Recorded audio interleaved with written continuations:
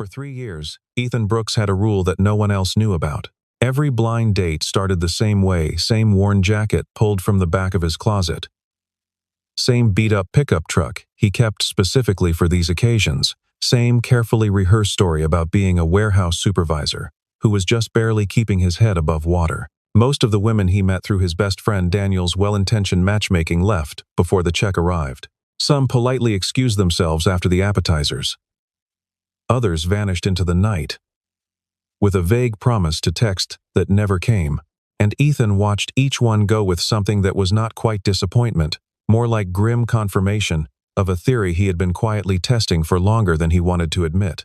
He was a self-made millionaire, the founder of Brooks Logistics, a freight and supply chain company that operated across 14 states and had just crossed the threshold of $200 million in annual revenue. None of that mattered to him when the lights were off and the house was quiet. What mattered was whether there was anyone real left in the world who would sit across a table from a man in a faded flannel shirt and see something worth staying for. Then, one rainy evening in October, a waitress named Lily accidentally poured hot coffee directly onto the front of his shirt. She looked horrified for exactly half a second. And then, she laughed. It was the most honest sound Ethan had heard in years, and it undid something in him that no amount of money or strategy had been able to touch. Ethan Brooks had not always been guarded. There was a version of him in his late 20s who believed, with genuine and uncomplicated conviction, that love arrived in proportion to how much a person was willing to give, and that good things came to people who built them honestly. He had started his first trucking route with a single leased van, a cell phone with a cracked screen, and a contact list of exactly 3 small businesses who trusted him to get their deliveries where they needed to go. He had worked 16-hour days for 4 straight years, sleeping in the cab of that van, on nights when the math didn't allow for a motel room, eating gas station sandwiches more frequently than he would ever confess to anyone who worked for him now. The company grew because he refused to let it fail, and because he had the particular kind of stubbornness that is indistinguishable from belief when things are going well, and indistinguishable from stupidity when they are not. By the time he was 32, he had a staff of 40 people, a genuine profit margin, a leased office he was proud of, and a wife named Sandra, who had been with him through every single year of the lean and uncertain time. Sandra was sharp and warm and generous, and she had believed in him before any of the evidence existed to justify belief. He had thought with the kind of certainty that young men develop about things they have not yet tested against reality, that her being there first was the thing that would matter most. Always. What he discovered, slowly and then all at once across the span of a single difficult year, was that success changed the temperature of everything in ways he had simply not prepared for. Sandra did not leave him for someone else, and she did not leave in anger. She left, as she explained it one February evening with careful and genuine sorrow, because she had fallen deeply in love with a man who was hungry and uncertain and needed her completely, and she no longer recognized the man who had all the answers, and the corner office, and the car that cost more than their first apartment. The divorce finalized on a gray Thursday morning when Ethan was 35. He signed the papers in a conference room that cost more per hour to rent than he used to earn in a week, and he felt something inside him close, quietly, and completely, like a door being pulled shut from the inside by someone who intended to stay there. In the 4 years that followed Sandra's departure, Ethan moved through his personal life the way a careful man moves through a space he suspects might be mined, slowly, watching where he placed his feet, never fully committing his weight to any direction. He dated with the diligence of someone fulfilling an obligation he did not entirely believe in. There was a marketing director he met at an industry conference who was interesting and quick-witted until a profile of his company ran in a regional business publication, and she immediately began referencing, with growing frequency, a beach house she had always imagined owning. There was a woman his accountant introduced him to who was genuinely kind and funny for approximately 6 weeks, until she encountered the lobby of his building, and something in her eyes shifted almost imperceptibly, but enough for Ethan to recognize. He did not blame them. He understood, in the clear-eyed and joyless way of someone who has thought about something long enough to see all its sides, that the number was attractive in a way that had nothing to do with him personally. But understanding the mechanism did not make the feeling less isolating, and by the time Daniel settled into the chair across from him at a sports bar on a Thursday evening and made his careful case for trying again, Ethan had already worked out a plan that he presented without particular drama, as a simple experiment. He would show up as nothing. No BMW parked visibly out front, no tailored coat, no business cards, no mention of the company, or its revenues, or its reach. He would be a warehouse employee named Ethan, with a decent enough life that did not invite further questions. If a woman could spend an entire evening with that version of him, and want to come back for another, he would know something he could actually use. Daniel listened to the whole explanation, refilled his beer, and told Ethan it was the most elaborate and self-defeating idea he had heard in his adult life. He also agreed to set up the dates, because he was that kind of friend, and because he secretly believed the experiment would either find Ethan something real or collapse quickly enough that Ethan would be embarrassed into trying a different approach. The first few setups failed, with a speed that suggested the second outcome was more likely.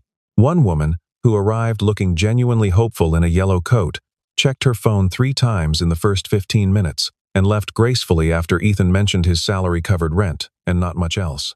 Another excused herself before dessert without explanation. A third stayed for the whole meal, but texted the following morning to say she felt they were not compatible, which was a kind way of saying the same thing. The rain that fell on the night of October the 9th was not the polite, cinematic kind that softens city lights and makes people look like they belong in a painting.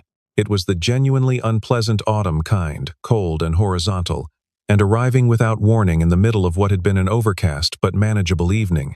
Ethan had just returned from his third failed blind date of that particular month, 43 minutes, a shared appetizer, and the now familiar polite exit, and he pulled his truck to the curb, outside a small coffee shop called The Still Cup that he had driven past a dozen times in the past 2 years without stopping.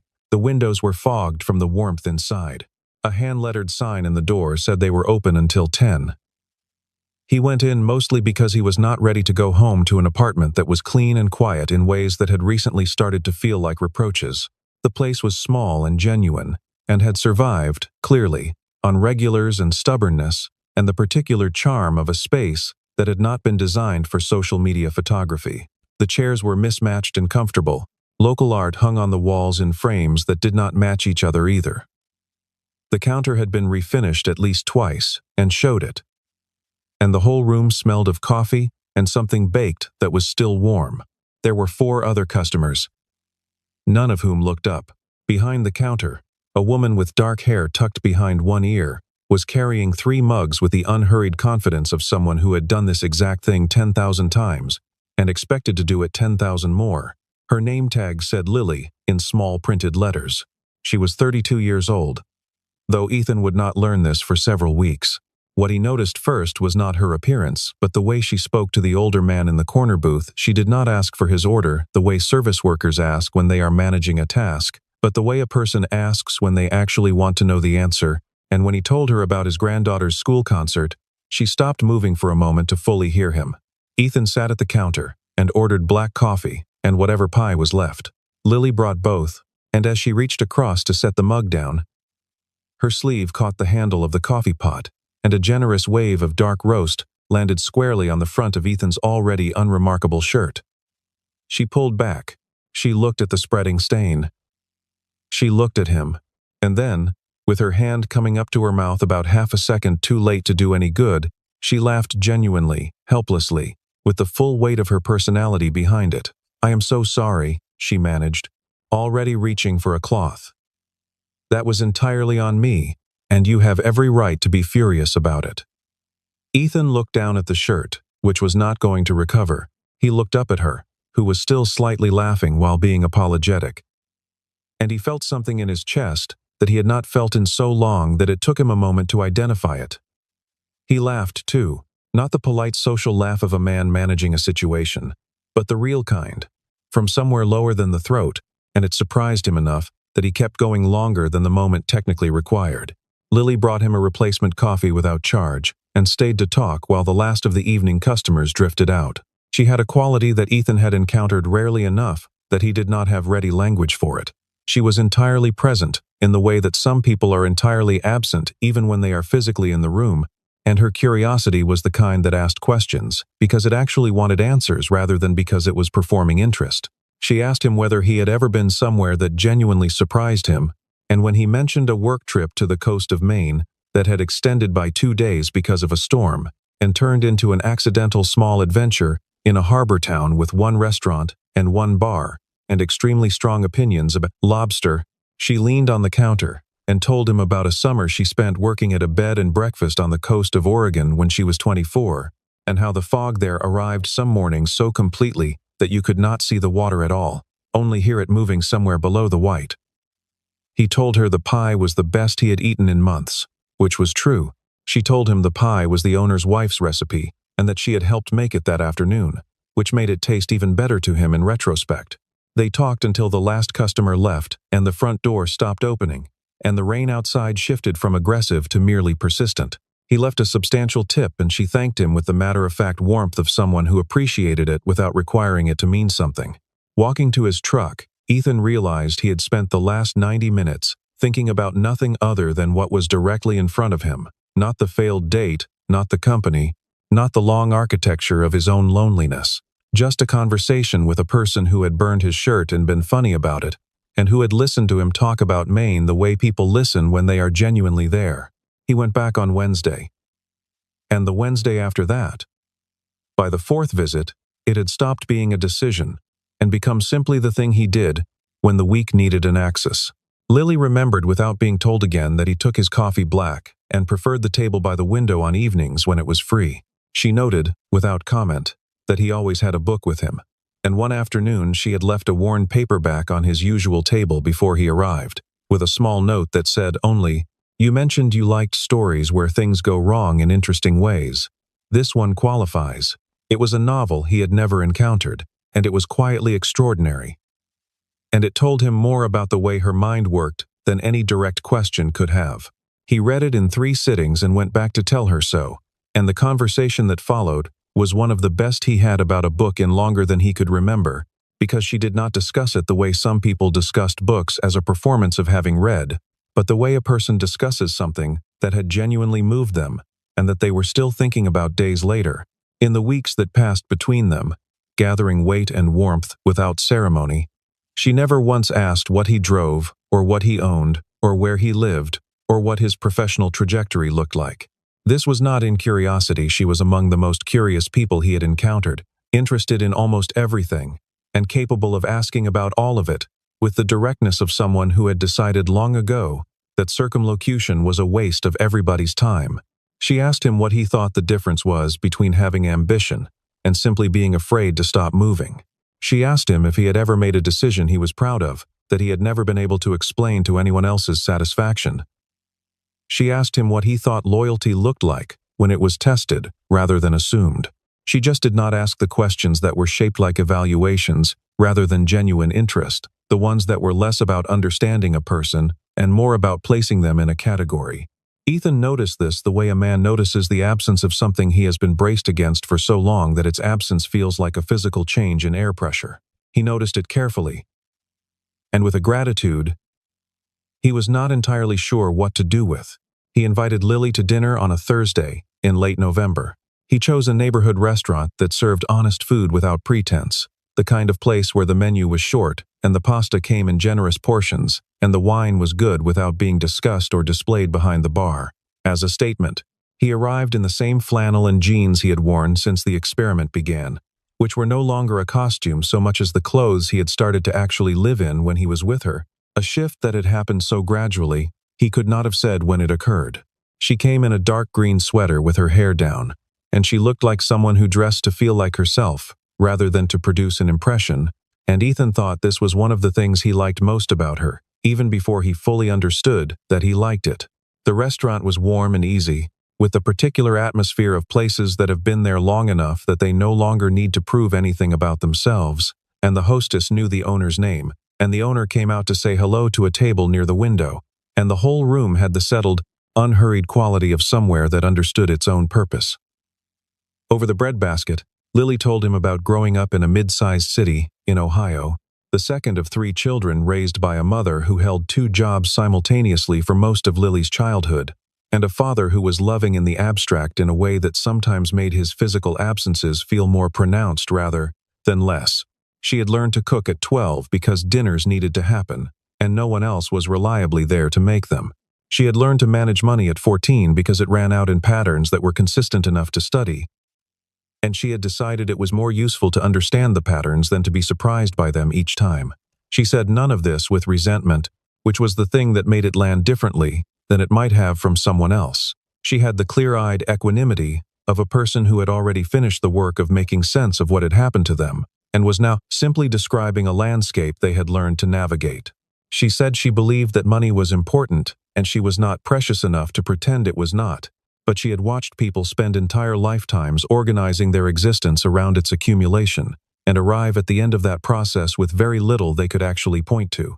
And then, between the main course and the end of the second glass of wine, she said something that settled into Ethan with the specific and irreversible weight of a thing that is true. She said the people she had most trusted in her life were the ones who made her feel calm, not impressed, not elevated, not seen in the flattering light of someone's best performance. Just calm. Like herself. Like everything was the right temperature. Ethan set down his glass and thought about that for a moment, in the way that you think about something when you know it has already changed something inside you and you are just waiting to understand what. He had not felt calm in 4 years. Sitting across from this woman who did not know a single significant thing about his life. In a restaurant he had chosen specifically because it would not impress anyone. In clothes he had originally chosen as a costume, he felt completely and inexplicably still. The months that followed were the most contented Ethan had known, since he could clearly locate a memory of being contented. And their contentment was made of small things rather than large ones, which he had not expected, and which made it feel more real rather than less. They went to a free outdoor concert in December, and stood in the genuine cold sharing a thermos of tea, and Lily sang softly along to songs that Ethan did not know, and he did not mind the not knowing, which itself was something new for him. A man who had spent 4 years managing every variable he could reach. They cooked dinner together at his apartment, the modest one, the one he had retained specifically for the experiment, and which had by this point simply become the place where he lived when he was being himself, and she took over the pasta because she maintained, with the cheerful certainty of someone who has cooked since childhood, that he oversalted the water, which was objectively accurate. There was a particular domestic ease between them in those kitchen evenings that Ethan had not experienced since his marriage, and which felt different from that earlier ease in ways he could not immediately name, less like two people performing partnership and more like two people who simply enjoyed being in the same room without requiring anything in particular from the arrangement. They walked through neighborhoods on weekend afternoons without destinations, stopping when something seemed interesting and backtracking when they wanted to, and Lily had opinions about architecture and shop windows and the names of streets and what they implied about the people who had named them, and Ethan found that listening to her think out loud was one of the most reliably pleasant experiences available to him. She noticed things he had stopped noticing, the way a fire escape on an old building had been painted the same shade of green as the building's door, as if someone had taken the time to coordinate them decades ago, and no one had changed it since. The way a particular bodega on a corner had been there long enough that the painted signage on its brickwork was fading back into the wall. She collected these small observations without hoarding them, offering them freely into the air between them, and Ethan found himself starting to see the city differently because of her. In the late evenings, after movies they paid partial attention to, they talked about things that did not surface naturally in daylight hours. What they had imagined for themselves when they were young, what they were still afraid of when they were honest, what a good life looked like once you subtracted all the things a person was supposed to want according to everyone except themselves. Ethan told her more truth in those quiet conversations than he had told most people in years. Almost everything true. He left one thing out, and the absence of it grew, as absences do when you try to work around them, until it had its own specific shape in the room, a shape he navigated around carefully, every day, and which grew heavier with each passing week precisely because everything else between them had become so genuine. Daniel called on a Sunday morning and said, without diplomatic softening, that there was no version of this that ended well if Lily found out from someone other than Ethan. He said the longer Ethan waited, the more the silence itself became the lie rather than the original omission. He said that trust, once its foundation was found to be hollow, was very difficult to rebuild, and that Ethan of all people should understand this, because it was exactly what he had been afraid of on the other side of the equation for years. Ethan said he knew. He said it the way people say things they know are true and are not yet ready to act on. He sat with the knowledge a while longer, which was not the same as doing anything with it, and which cost him more than he admitted to anyone. The near collapse came on a Wednesday afternoon in February. Lily had taken a half day and was walking through the financial district on her way to meet a friend. Cutting through streets she did not normally travel, and she turned a corner and stopped on the sidewalk and looked. Ethan was coming down the front steps of a glass tower. He was wearing a coat she had never seen on him, charcoal, well cut, the kind of coat that was not a choice but a statement, and he was carrying a leather portfolio, and the two men walking with him were in full business dress and carrying themselves with the particular directed energy of people who were on their way somewhere that mattered. She stood very still and watched until they turned at the bottom of the steps and moved down the block. She looked up at the building. The name on the glass was large and clean. Brooks Logistics Group. She called him 20 minutes later, from a bench outside a coffee shop where she had sat down because she needed to. He answered quickly. Her voice was even and precise in the way that voices become when the person using them has not yet decided what they feel and is being careful with themselves. She said she had just walked past a building. She said she thought she might have seen him outside it. He said yes, he knew the building. He made deliveries there sometimes. The men with him were clients he was helping move freight for. People she would not know. She said that made sense. She said she would see him Friday. She hung up. Ethan sat in the parking structure beneath his own company's building and looked at the concrete wall directly in front of him for a considerable amount of time. He had not lied to her in that phone call, not technically. Not in any way a court would recognize. What he had done was more precise, and in some ways worse. He had selected the true things that would produce a false understanding, and he had deployed them efficiently because he was good at this and had been doing it for months. The small relief he felt when she accepted the explanation was the worst part of the moment. It told him exactly how much of himself he was actually protecting. And it was not her he was protecting at all. The city's annual philanthropy gala was held on a Friday evening in late February. In the Callaway Ballroom on the top floor of the Harrington Hotel, black tie, 1,200 guests, the kind of event that generated its own coverage and that Ethan had attended every year for the past 6 years in his actual capacity as one of its primary contributors. The hotel had contracted additional service staff, and Lily had picked up the shift because the pay was exceptional, and she was methodically saving towards something she had not yet described in full sentences to anyone. She arrived early and learned her section and went to work with the focused ease of someone practiced in invisibility, when invisibility was what the room required. The evening moved forward normally for 2 hours. Then the program began, and the Master of Ceremonies stepped to the podium to introduce the event's lead benefactor for the 3rd consecutive year. And the name came through the ballroom speakers with perfect clarity. Ethan Brooks. Lily stopped. She was holding a tray. On the stage at the front of the room, walking to the microphone with the ease of a man who was entirely comfortable being seen, was the person she had last encountered 48 hours ago in her kitchen, wearing a flannel shirt and losing an argument about oat milk. He was in a perfectly fitted tuxedo. He looked as though he had been born in this room. The moderator described him with the particular compression of someone who has been given 3 minutes to account for a significant life. Founder of Brooks Logistics Group, architect of one of the fastest-growing freight networks in the continental United States, civic contributor of $4 million to the city's youth education fund in the current year alone.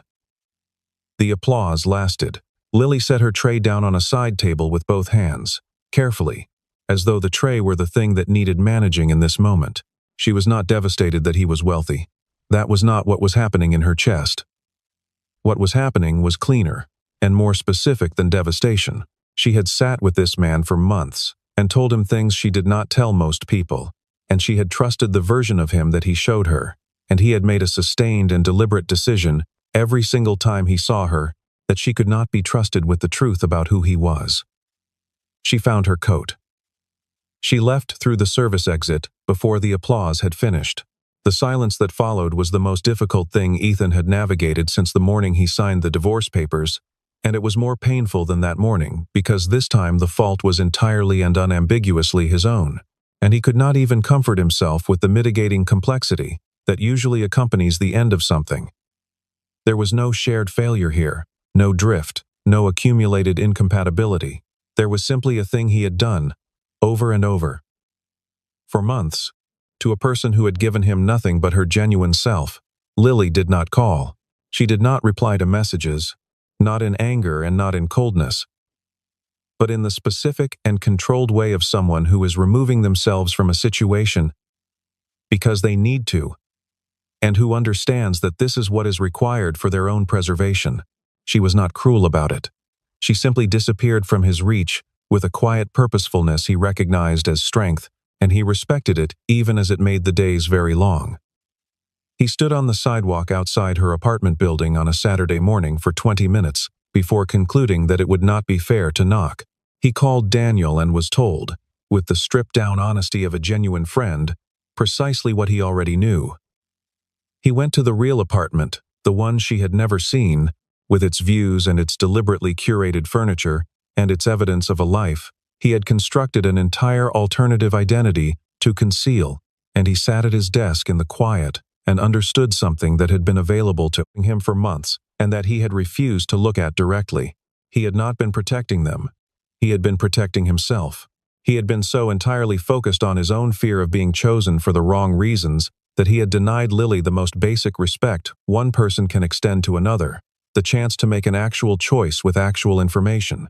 He had tested her instead of trusting her, and the test had been built on a premise that said, underneath all its clever construction, that he did not quite believe she was the person she had shown herself to be over the course of months. That was the part that was hardest to sit with, not that he had been afraid, which was human, but that his fear had expressed itself as a verdict on her character rather than an honest disclosure of his own. He sat at his desk for 3 hours on a Tuesday night and wrote by hand on real paper, using a pen he had bought at the start of his career and rarely touched anymore. He wrote about Sandra and what those years had taught him, not only about the way success could isolate, but about what he had turned that isolation into a system, a methodology, a way of managing his own vulnerability by externalizing it as a test of other people's worthiness. He wrote about the 4 years of dates that ended quickly and what he had believed each ending confirmed, and how he had mistaken the pattern for a truth about the world rather than a symptom of something he was doing. He wrote about October and a rainy night, and a woman who had laughed when she spilled his coffee, and how that laugh had been the first thing in a long time to reach him in a place that was below the surface of his management of his own life. He wrote that the experiment had not shown him what he expected. It had shown him something he had been too afraid to name.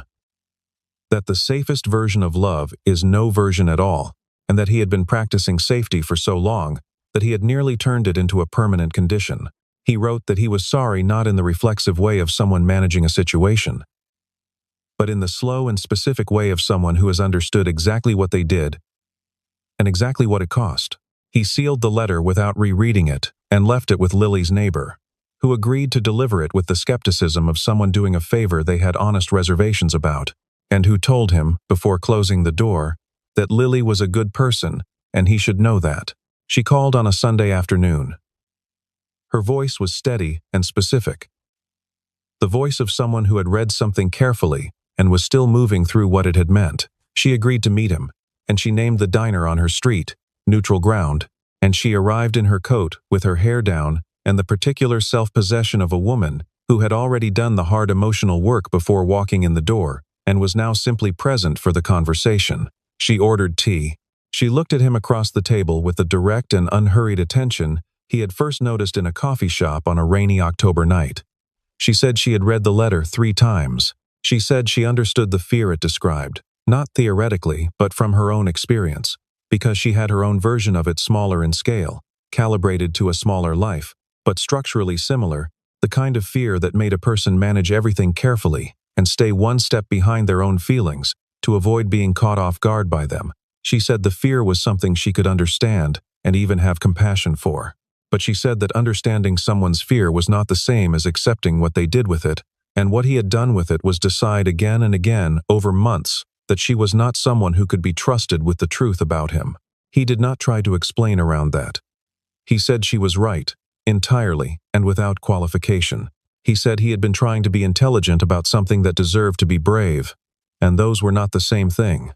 She looked at her tea for a moment, and then she looked at him and she said, "I don't need you to be wealthy. I don't need you to be struggling. I need you to be the person who is actually in the room with me, and isn't editing himself for my benefit. That is all I ever wanted from you." Ethan felt something release in him that had been held under tension for so long. He had stopped noticing its presence the way a person stops noticing a sound that has been there long enough. He said he thought he could do that. He said he wanted to. Genuinely. And he understood there was no guarantee she believed him, and that he would need to demonstrate it over time, rather than assert it in a diner. She looked at him for a long and steady beat. She said, "Then let's start from here." Starting from here was not a single moment but a process made of ordinary ones, which was perhaps the most honest thing about it. There was no clean reset, no ceremony of forgiveness that resolved everything and left them standing in a cleared space, but rather the gradual accumulation of small, true moments that slowly replaced the ones that had been built on omission. It meant showing Lily the real apartment, not dramatically, but practically, as simply the place where he actually lived, and watching her stand at the window with the city spread out below and say, with characteristic dryness, that the view was aggressively overdone, and she supposed she could get used to it. It meant honest conversations about money, not comfortable ones but real ones, in which he told her what he owned, and she told him what she valued, and they found that the things that actually mattered to each of them overlapped considerably more than the gap in their bank accounts might have suggested. Lily's view of wealth was exactly what she had told him at that first dinner. She treated it the way a contractor treats good tools. Useful. Worth having. Not the point of the work. She was neither impressed by what he had built, nor intimidated by it, and her equanimity about the entire subject was more genuinely reassuring to Ethan than any enthusiasm could have been, because it confirmed what he had suspected from the beginning, which was that she had simply never been looking at it in the first place. It meant meeting Daniel properly, Daniel, who shook Lily's hand with the undisguised relief of a man whose best friend had been worrying him for years, and who was visibly glad to have something better to do with that energy. And it meant Lily's younger sister examining Ethan across a dinner table with the frank and unapologetic suspicion of a woman who was going to reserve her approval, regardless of what anyone said to recommend him, and who told Lily in a stage whisper she was not actually whispering that she was not ready to decide yet. Ethan appreciated the sister's skepticism without reservation. He thought it showed exactly the right instincts, and that Lily was lucky to have someone watching out for her with that particular quality of attention. The relationship that assembled itself in those months was more solid than the one that had broken, not because the breaking had been a gift it had not been. It had been his failure, but because what was rebuilt was made of the actual material of two actual people, including the difficult parts and the unflattering ones, and the ones neither of them would have chosen to show if they had been managing impressions. And that material, it turned out, was considerably stronger than any curated version of themselves could have been. He learned that she kept a detailed notebook of plans for a business she had been building in her imagination for years, full of specific and practical details, rather than the vague aspiration that most people filed under someday and never returned to. She learned that he read the last page of every book before the first, which she found both baffling and entirely consistent with everything she had come to know about how his mind worked, always trying to understand where something was going before committing to the journey, always more comfortable with the known than the open question. He was working on that, he told her. She said she knew. 1 year from the evening they had met, Ethan asked if she would come for a drive on a Saturday, with no specified destination. She agreed without pressing him for details, which he noted privately as one of the 100 things about her that he loved. He drove the old truck, the same one from the blind dates, which he had kept because she had once mentioned, entirely in passing, that she liked it better than anything that tried too hard, and he pulled up in front of a corner space in the Millfield neighborhood, a street she had mentioned once as the kind of place a certain kind of business could genuinely belong. The space had generous front windows and good afternoon light, and a small hand-lettered sign taped to the inside of the glass that said, "Under new ownership." He turned off the engine and handed her a key. She looked at the key for a moment. She looked at the windows. She looked at him. He told her he had purchased it 3 months prior, while they were still in the process of rebuilding things, because he had listened carefully to everything she said, even during the months he was failing her in the most important way, and he understood that the coffee shop she described in fragments over many evenings was not a daydream she produced to seem interesting. It was a real plan with specific dimensions, a community space, a sliding scale payment model, a small library corner, a room where people were actively encouraged to stay as long as they needed. He had remembered every detail she had mentioned and had held them together in his mind the way you hold something you intend to use. She got out of the truck and walked to the window and pressed both hands flat against the glass and stood there looking into the empty space for a long moment. When she turned around, her eyes were the specific bright that lives just on the near side of crying. He was out of the truck. His hand was in his coat pocket. He was not a speeches person, and she had never wanted speeches, so he simply held out a ring small and honest, and exactly what she would have chosen herself if anyone had thought to ask her. And he said that he wanted to build things with her, real things, not performances. She looked at the ring. She looked at him, and she said yes, with the same directness she brought to everything, completely, immediately, without any distance between the feeling and the word. The evening they walked out of the space that would become her coffee shop, the light was doing what spring light sometimes does in the early part of the season, that particular shade of late gold that makes ordinary streets look as though they are lit from within, warm enough to register, but with a cold edge underneath that keeps it from becoming sentimentality. Ethan thought about it afterward as the color of not having to be anything other than what you were. It was a small thought for a large feeling, but he had always been better at small thoughts than large declarations, and Lily had always understood that about him without being told. In the months that followed, she redesigned the space with her precise and unhurried attention, treating every choice as something worth getting right. The paint colors she selected herself after looking at the same 4 samples in different light conditions for a week, which Ethan found both excessive and entirely characteristic. The shelving she sourced from a salvage yard in a neighborhood to the south, spending 2 Saturday mornings sorting through other people's discarded furniture, with the patience of someone who understood that the right thing was worth looking for. The community lending library she installed in the corner beside the front windows, 3 short shelves of donated books with a simple handwritten sign that read, "Take a book, leave a book, stay as long as you need," was the detail she cared most about, and she spent an afternoon arranging the first books with the careful attention of someone who understood that the first thing people saw would tell them what kind of place this was. She named it the open cup, because she said a cup that was closed was just an object, and the entire point was always what it could hold and who it was open to. On the first morning it opened, there was a line that extended down the block and around the partial corner, people from the Still Cup who had followed her on faith. 2 journalists, who had been tipped off by a neighborhood association contact, a retired school teacher who wanted to discuss the lending library, a city council representative who had prepared a brief remarks and delivered them to no one in particular, and a woman who had simply seen the sign in the window during the renovation and come back on opening day because she liked what it said. Lily greeted all of them with the same quality of attention, unhurried, fully present, specifically warm in the way that cannot be performed because it is not produced by effort but by genuine regard. Ethan stood at the back of the room, by the window, with his coffee in both hands, and watched her. He had been watching her, in various configurations, for more than a year now. He had watched her in a small shop on a rainy evening and across dinner tables and in his kitchen, and in the difficult aftermath of his own failure.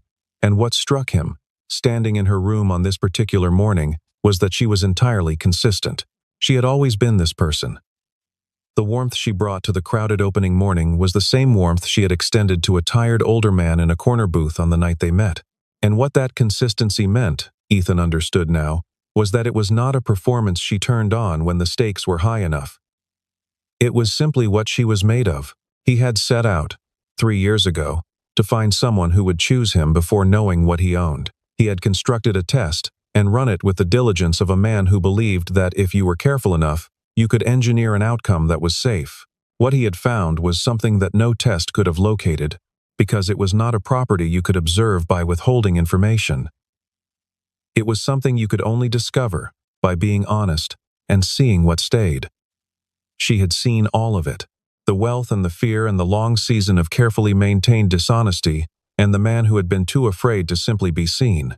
And she had stayed, not despite any of it, but with full knowledge of it, the way that real choosing always works, which is with eyes open and the complete picture visible, and the decision made anyway. He picked up his coffee, black, no sugar, made the way she knew he liked it without being asked, because she paid attention, and that was simply who she was. He stood in the warm interior of the room she had built and felt, with a quiet and uncomplicated certainty that was entirely new to him, that he was exactly where he was supposed to be, not the warehouse worker in the flannel shirt, not the CEO in the charcoal coat, not any version of himself that had been arranged for someone else's evaluation. Just Ethan. The truck was parked on the street outside where it had always belonged. Not a prop anymore, just a truck. The flannel was in the closet at the apartment, not a costume, just a shirt he liked. And the man wearing neither of them, standing in the warmth with his coffee and his clear view of the woman he was going to marry, had absolutely nothing left to pretend.